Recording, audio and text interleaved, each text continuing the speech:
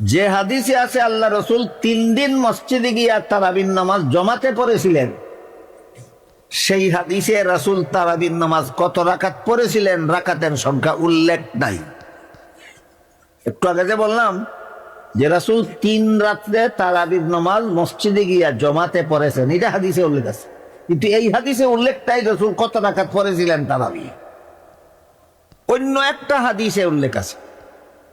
যেই হাদিসটা পৃথিবী বিখ্যাত হাদিসের কিতাব মুসান্নাফে ইবনে আবি শাইবা নামক হাদিসের কিতাবে উল্লেখ আছে, রাসূল করিম সাল্লাল্লাহু আলাইহি ওয়াসাল্লাম রমজান মাসে ওই যে রাতের নামাজ কিয়ামুল লাইল, কিয়ামে রমজান, রমজান মাসে আল্লাহ রসুল এশা এবং ফজরের মধ্যবর্তী সময়ে যে নামাজগুলি পড়তেন, এই নামাজগুলি বিতির সহ 23 রাকাত পড়তেন।